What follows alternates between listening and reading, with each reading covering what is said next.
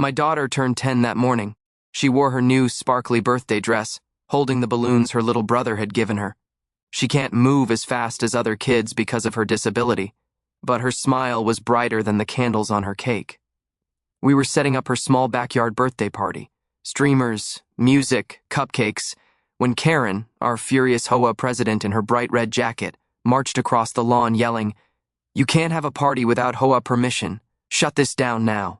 My daughter stepped back nervously, clutching her balloons. It's my birthday," she whispered. Karen didn't care. She pulled a small handgun from her bag, a fake-looking pistol at first glance, and pointed it toward my daughter's feet, shouting, "Move! I said stop the party!" My daughter froze, terrified. Her disability made running impossible.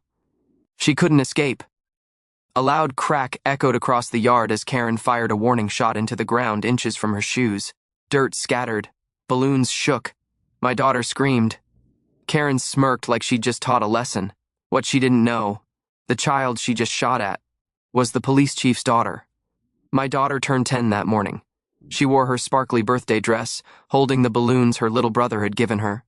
She couldn't move as fast as other kids because of her disability, but her smile was brighter than the candles on her cake. We were setting up her small backyard birthday party, streamers, music, cupcakes, when Karen, our furious HOA president in her bright red jacket, marched across the lawn yelling, "You can't have a party without HOA permission. Shut this down now." My daughter stepped back nervously, clutching her balloons. It's my birthday," she whispered. Karen didn't care. She pulled a small handgun from her bag and pointed it toward my daughter's feet, shouting, "Move! I said stop the party!" My daughter froze. Her disability made running impossible. She couldn't escape. A loud crack exploded in the yard as Karen fired a warning shot into the dirt inches from her shoes. Balloons shook. My daughter screamed. Karen smirked. What she didn't know, the little girl she just shot at, was the police chief's daughter, and I was already sprinting toward them. The sound of the gunshot echoed across the yard like thunder tearing the sky open. For a split second, everything froze. The balloons trembling in the air, my daughter's face locked in pure terror, the music cutting off mid-beat. The birthday decorations fluttered in the sudden silence. Then time snapped back. "Dad!" my daughter cried, her voice shaking like the balloons she clutched. I ran so hard my feet barely touched the ground. My heart hammered against my ribs, not from the sound of the gun, but from the fear on her face. Her legs didn't let her move quickly, and for a terrifying moment she'd been rooted to the spot, staring at the dirt where the bullet had landed. When I reached her, her balloons slipped out of her hand and drifted upward, floating away from the scene entirely. Bright colors rising into a sky that shouldn't have held anything frightening on her 10th birthday. I knelt in front of her and placed my hands on her shoulders. "Sweetheart, look at me. You're okay. I'm here." She was shaking, not crying yet, just shaking, stunned, like she still didn't understand how her birthday had turned into a nightmare. "She shot. At me," she whispered. "She really did." "I know," I said, swallowing hard. "You're safe now." Behind us, Karen scoffed loudly, as if she were the one offended. "Oh, please," she yelled. "It was a warning shot. You people need to stop acting like she was in danger. I was simply enforcing HOA rules." I turned slowly toward her. Karen stood like she owned the entire street, chin high, lips tight, red jacket flaring behind her like a cape she didn't deserve. She held the gun loosely now, not even bothered by the way neighbors peered out through blinds and screen doors. "You fired a gun," I said evenly, "at a child." Karen rolled her eyes so hard it looked painful. "At the ground near her feet. Don't twist my words." She wasn't even touched. My daughter flinched at Karen's voice and grabbed my sleeve. "She told me to move," she whispered. "But I couldn't." My chest tightened. Her disability made quick movement difficult, something Karen had ignored entirely. Karen kept talking. "This," she shouted, waving her gun in the air as if it were a flashlight, "is what happens when people think they can break HOA rules. You can't just throw parties in your backyard without permission. You think the rules are a joke? It's a child's birthday," I said, trying to keep my voice from breaking with anger. Karen jabbed her finger toward the decorations. "I don't care." The rules say no gatherings over 5 people without HOA approval, and I didn't approve this. My daughter's little brother stepped out from behind the table with wide eyes. It's just us, he whispered. And cupcakes. Karen turned on him like he was a criminal. You're part of the problem too. This is noise disturbance and visual clutter. He hid behind me instantly. My daughter's voice cracked. I didn't want to break rules. I just wanted a birthday. That was the moment my anger shifted from hot to cold. The dangerous kind. The kind that made my breathing slow, my hands steady, my voice calm in a way that would have terrified anyone who knew who I was. I stood up. Karen wasn't backing down. You people always cause trouble, she snapped. And firing a warning shot is nothing compared to the disrespect you show the HOA. Neighbors started gathering at the fences. Mrs. Patel shouted, Karen, you fired a gun at a child. Karen whirled around. She wasn't hit, stop exaggerating. She still didn't notice the badge on my belt. She still didn't realize who she was talking to. She still didn't understand that this time she wasn't just yelling at neighbors. She had fired a weapon near the police chief's daughter. And soon, the entire street would know exactly what that meant. But Karen? She was still ranting, pacing back and forth, waving her gun carelessly. This party is illegal, she declared. And I'll shut it down any way I want. I stepped closer.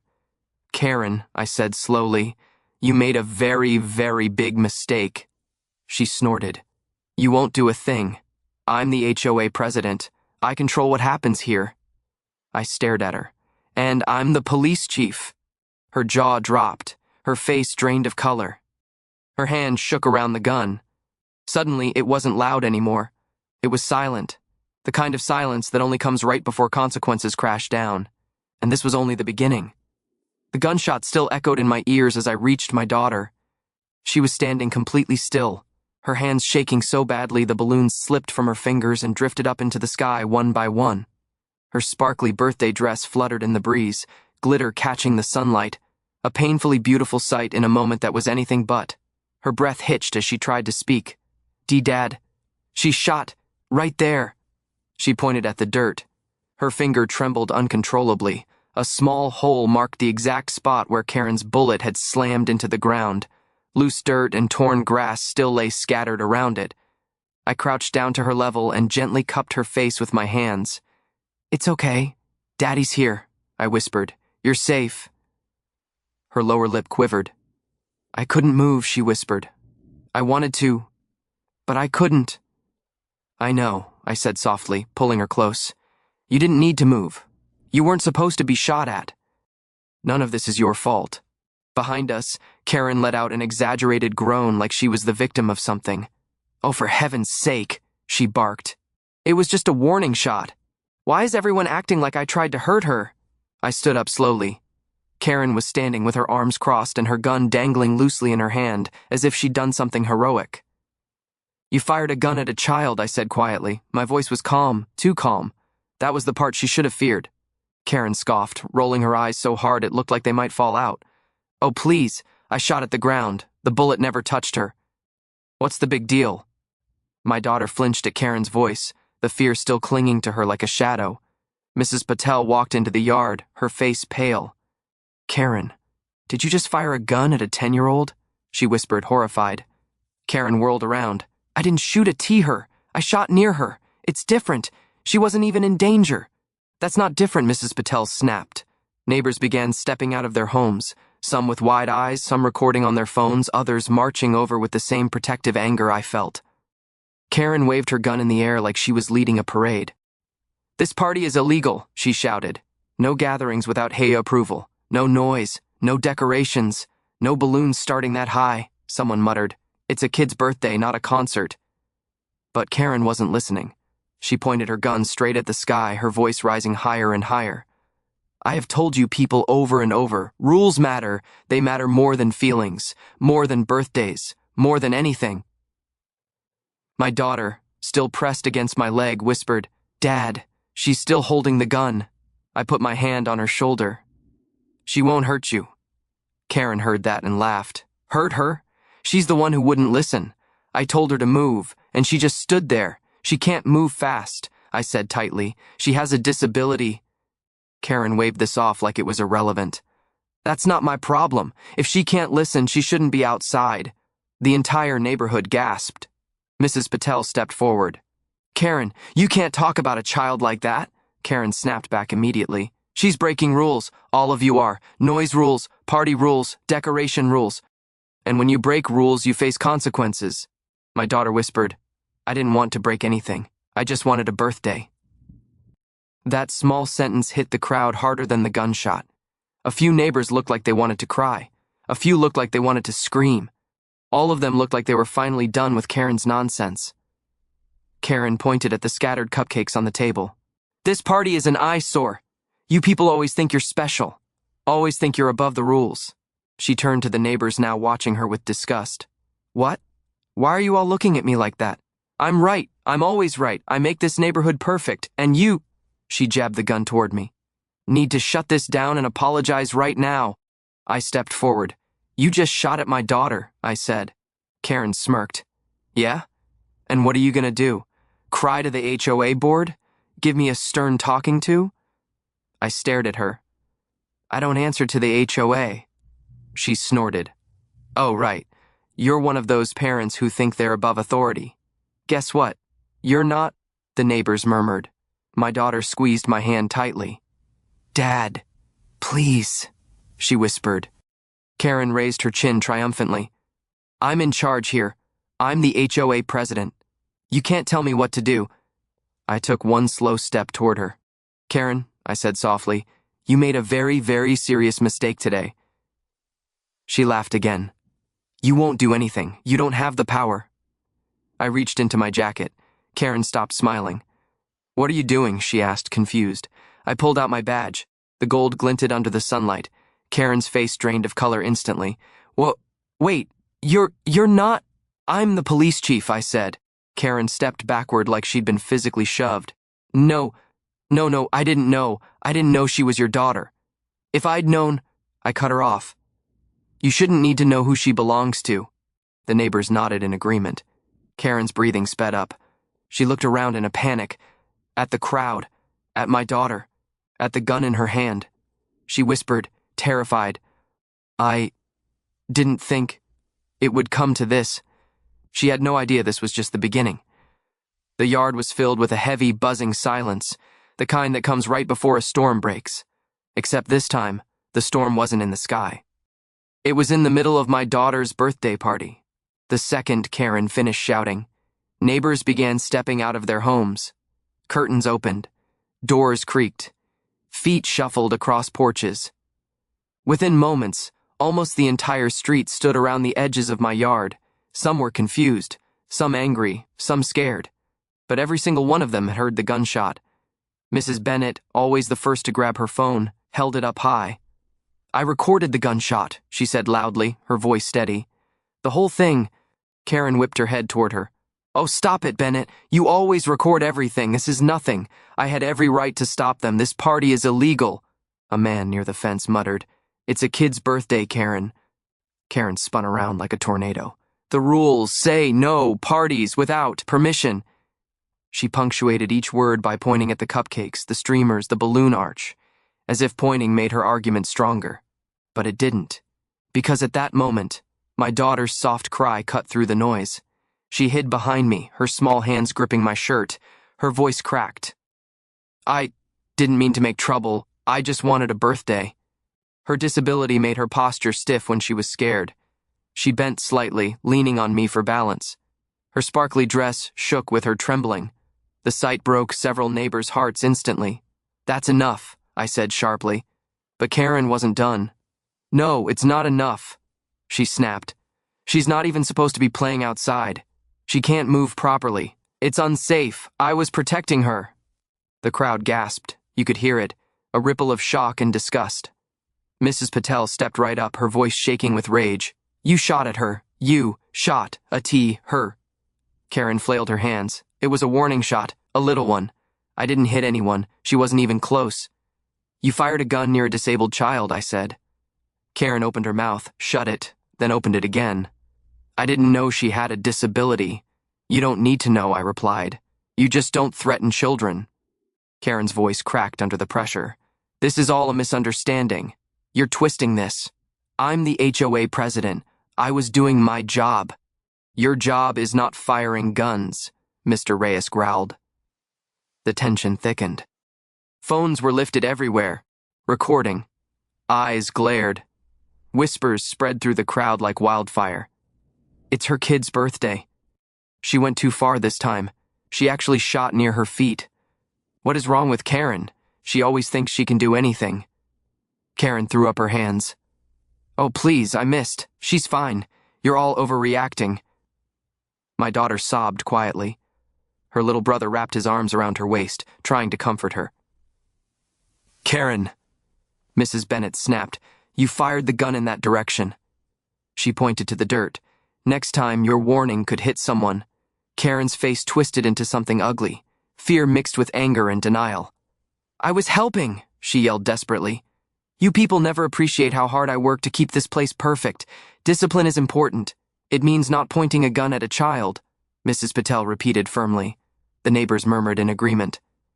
Karen looked around, searching for someone, anyone, to support her, but there were no nods, no sympathetic looks, no backing voices. Her rule of fear had cracked. This time the neighborhood wasn't scared. Karen's breathing quickened.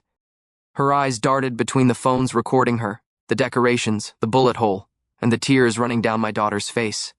Then, finally, her gaze slid down to my belt, to the badge clipped there. The world seemed to stop. Her jaw dropped. Her face went ghostly white. Her hands trembled. She blinked once, twice, a third time. You're, she whispered, voice barely a breath.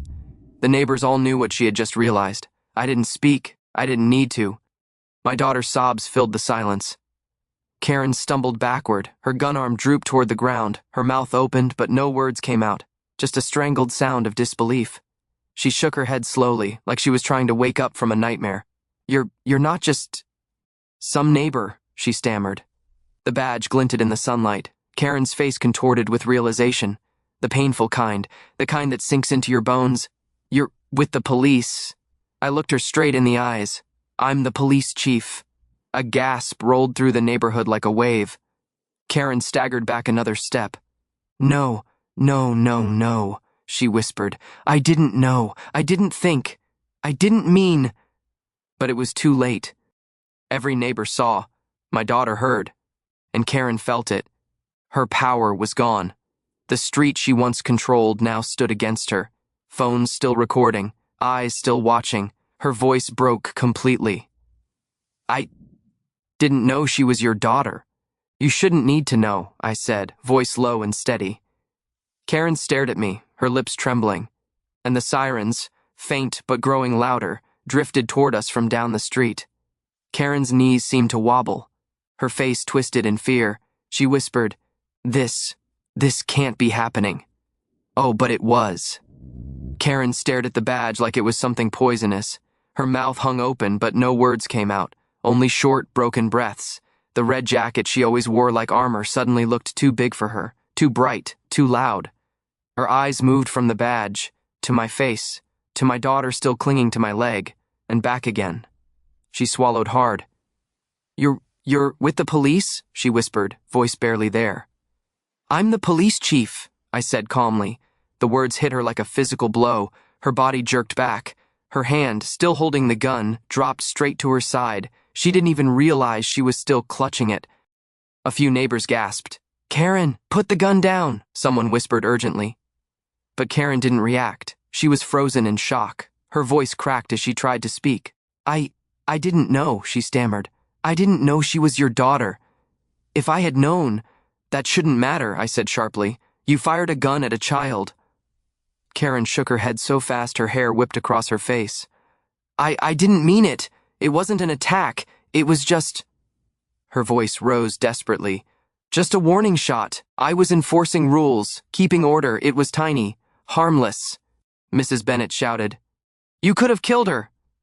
Karen flinched like someone slapped her. No. The bullet wasn't even close.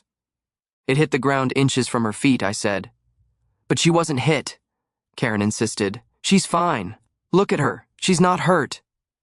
My daughter pressed her forehead into my leg again, trying to hold back tears. A neighbor muttered loudly. She scared that poor kid so badly she dropped her balloons. She made a disabled child freeze in fear, Mrs. Patel added. Karen grabbed her own hair with both hands, pulling at the roots in pure panic. I wasn't trying to hurt her. I swear, she cried. I just wanted the party stopped. I just wanted control. You lost control the moment you touched that gun, I said. Murmurs rippled through the crowd. People nodded. People whispered. People glared. Karen spun in a full circle, staring at all of them. You're all turning against me, she shouted, voice cracking. After everything I've done for this neighborhood? Nobody moved. Nobody nodded. Nobody defended her. Her face twisted into desperation. You people need me, she screamed. No, Mr. Reyes said. We need safety. Karen's chest rose and fell rapidly. She backed up a step, then another, shaking her head in disbelief. I didn't think it would go this far, she whispered. I thought maybe you'd yell or file a complaint. But call the police? Over a warning shot? I stared at her. You fired a weapon in the direction of a child. Karen pressed her shaking hand to her forehead. It wasn't supposed to be like this. I didn't think anyone would call the police. Then, suddenly, everyone heard it. Sirens, faint at first, then growing louder, closer, clearer. Karen's head shot up so fast her neck popped. No, she breathed. Her eyes widened in horror. No. They're not coming here. They can't be coming here. The neighbor stepped back, giving space. My daughter moved closer to me, resting her cheek on my arm, soothed by my presence even though the sirens made her nervous. Karen stumbled again. This isn't happening, she whispered. This can't be happening. She squeezed her eyes shut and held the gun tighter, not to threaten anyone, but because she was terrified and confused. The sight of her clutching the weapon made Mrs. Patel gasp. Karen, drop the gun, she yelled. Karen's eyes flew open. I can't. If I drop it, they'll think I'm dangerous. They already think that, a teenager muttered. Karen froze. The weight of reality finally hit her. She lifted her trembling hand, staring at the gun like it belonged to someone else, like it had betrayed her. Then she whispered one sentence that broke whatever confidence she had left. I didn't think it would end like this. Her eyes darted around helplessly. She looked at the destroyed dirt patch, the cupcakes scattered on the table, the torn streamers, the dropped balloons floating high in the sky. My daughter's trembling shoulders. And something changed in her expression. Not remorse, not understanding, just fear, raw, shaking fear, the kind that comes when someone realizes there are consequences they cannot talk their way out of. The neighbor stepped aside as the police cars appeared at the end of the street, lights flashing like a warning she could no longer ignore. Karen whispered one last time, No, please. I didn't mean for this to happen. But the officers were already stepping out of their vehicles, and this time, no HOA title, no clipboard, no screaming, nothing could save her. This was the moment her rule ended, and justice began. The sirens grew louder, not gently, not slowly, but like a warning echo rolling through the entire neighborhood. The red and blue lights flashed against every house, every car, every tree, painting the birthday decorations in harsh, shifting colors. Karen froze in the middle of the yard. Her hand, still gripping the gun, trembled so hard the barrel shook. Her bright red jacket looked almost fluorescent under the police lights, like a giant target she couldn't take off. The neighbors stepped back, clearing a path without anyone having to say a word. My daughter pressed closer to me, gripping onto my arm with both hands. Dad, what's happening? She whispered. Justice, I said softly. You're safe. 2 patrol cars screeched to a stop at the curb. Doors flew open. Officer Ramirez stepped out first, tall, steady, calm. Officer Lee followed, his eyes sharp, taking in every detail of the chaotic scene, the ruined cupcake table, the bullet hole near my daughter's feet, the frightened child clinging to me, the gun shaking in Karen's hand. Lee muttered under his breath, Oh boy. Ramirez looked at Karen with the calm seriousness only seasoned officers carry. Ma'am, he said, firm but controlled. Put the gun down. Karen stumbled backward, her voice rising to a desperate screech. No, this is a misunderstanding. I wasn't going to hit her. I shot at the ground. It was just a warning. Just a warning. Lee raised an eyebrow. You shot near a 10-year-old, he said. That's not a warning. That's reckless endangerment. Karen pointed her gun wildly at the dirt. I wasn't aiming at her. Look, the bullet hole isn't even near her. She can't move fast because of her disability, I said. You knew she couldn't get out of the way. Karen looked around desperately, like she expected the neighbors she bullied for years to suddenly speak up for her. Tell them, she screamed. Tell them I didn't do anything wrong, please.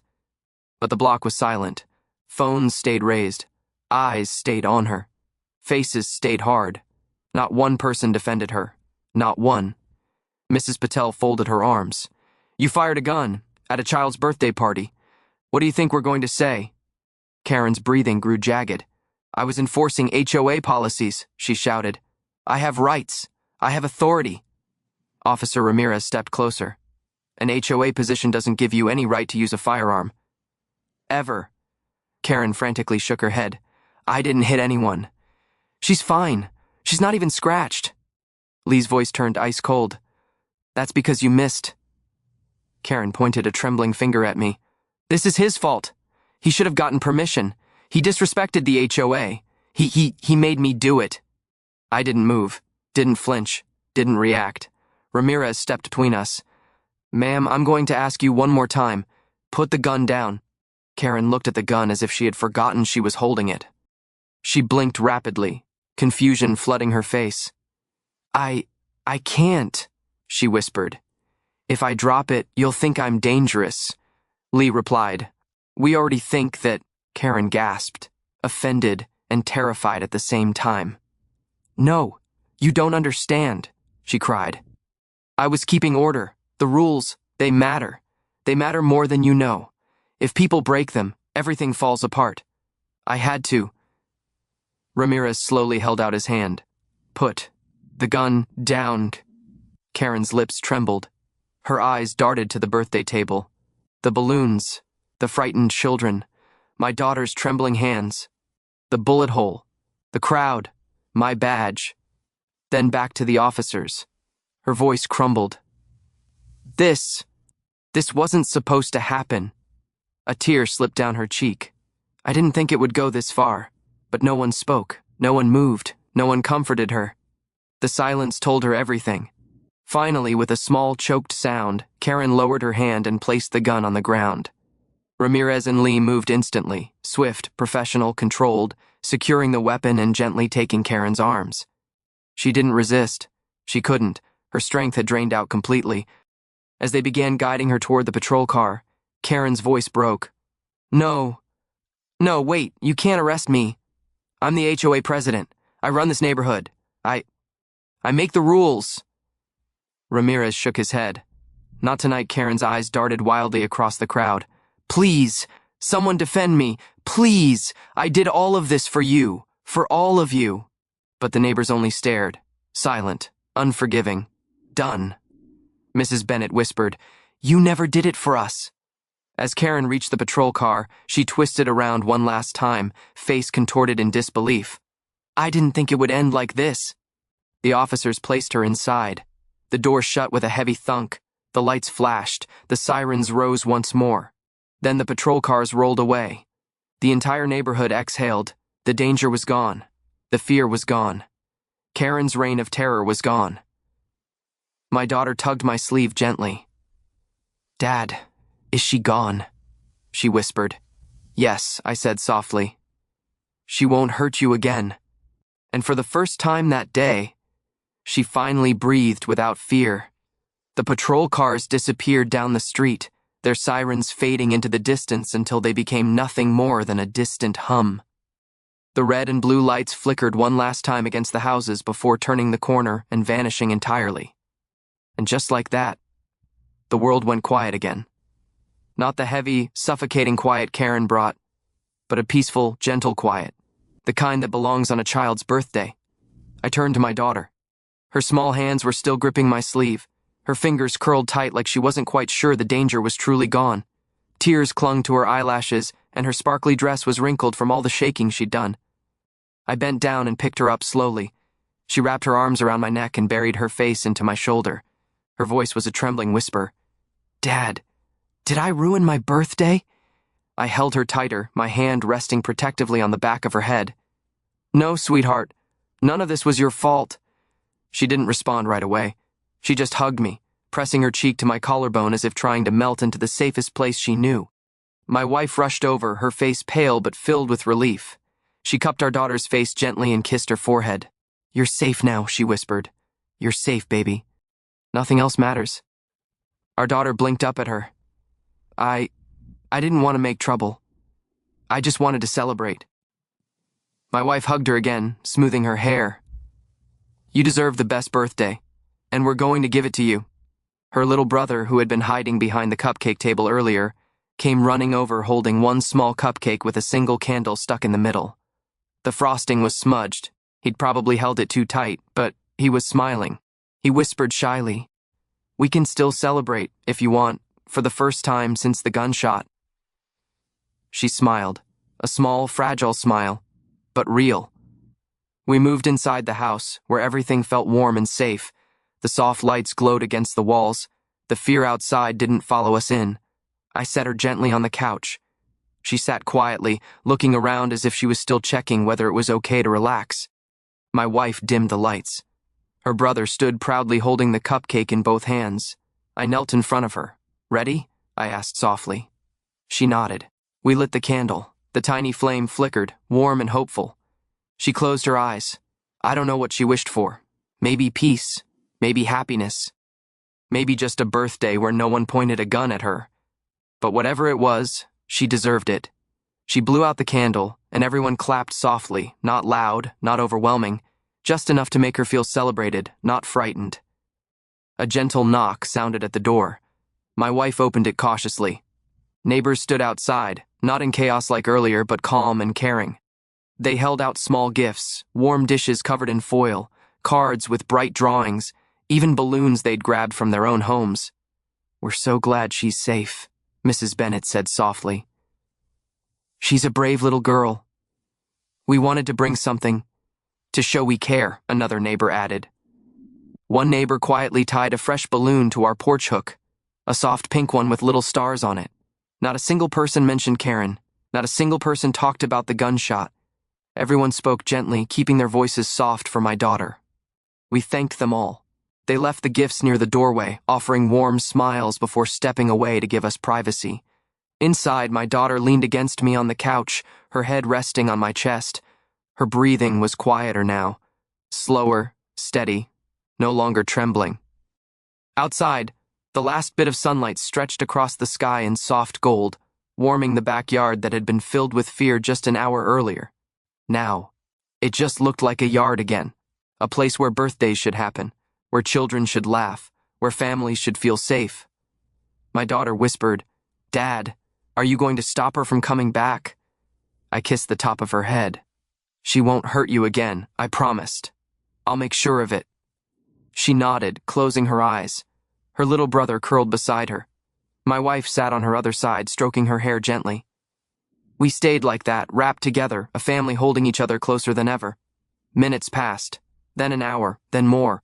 The house grew quiet except for the soft hum of the heater and the gentle breathing of my daughter finally drifting into sleep in my arms. I looked at her, peaceful at last, her sparkly birthday dress crumpled but shining, and I felt something deep and certain settle into my chest. Karen was gone. The fear was gone. The threat was gone. And this child, this brave, gentle, beautiful child, would never again be a target for someone drunk on power. Because the girl Karen shot at, the girl she tried to intimidate, on her 10th birthday, the girl she terrified for breaking rules, was the daughter of the police chief. And justice? Justice always finds the ones who deserve it. Always.